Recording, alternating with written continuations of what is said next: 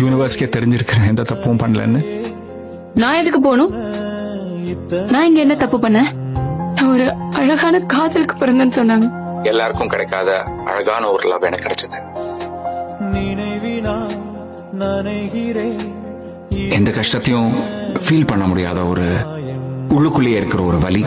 ஒரு அம்மா தன்னோட குழந்தைய வெறுத்தா அது எப்படி வலிக்கும் தெரியுமா? அந்த வலிக்கு நடுவுலயும் அவ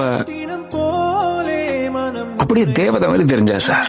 பார்க்க அப்படியே இருக்கே, என்னால கடந்து வர முடியல. கண்ணில் கசியுது ஈரம், உள்ளம் வெள்ள காடானது உந்தன் நினைவே ஓடம், வண்ணம் பூசிய நாட்கள்.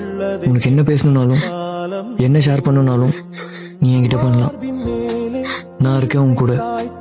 கதைகள் சொன்ன தருணங்கள், வார்த்தை எல்லாம் ஓய்வு கொள்ள மௌனம் பேசும் பொழுதுகள், விண்மீன் வெளிச்சத்தில் உன்னோடு எல்லை மீறிய காலம், என்னும் போதே ஏன் இந்த நெஞ்சம் போடுது தாளம்.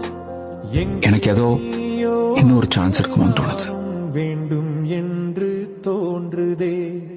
குழந்தைக்கு கூட தெரிஞ்சிருக்கு எங்க இருந்தா சந்தோஷமா இருக்கலாம்னு. அதுக்கும் எனக்கும் பிறந்த குழந்தை வரேன்னு சொல்லிட்டு அம்மாவே பார்க்க வரலனா அப்புறம் எப்படி என்ன பார்க்க வந்திருப்பாரு? சாகலையும் தோன்றுறா.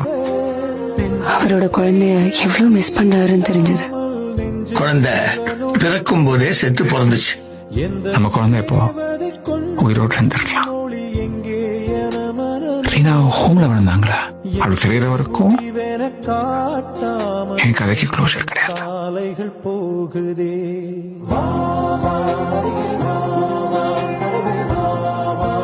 ஃபர்ஸ்ட்லி நான் இத்தனை நாளா என்ன பண்ணிட்டு இருந்தேன், எங்க இருந்தேன், இதெல்லாம் உனக்கு தெரிஞ்சுக்க கொஞ்சம் கூட ஆசை இல்லையா?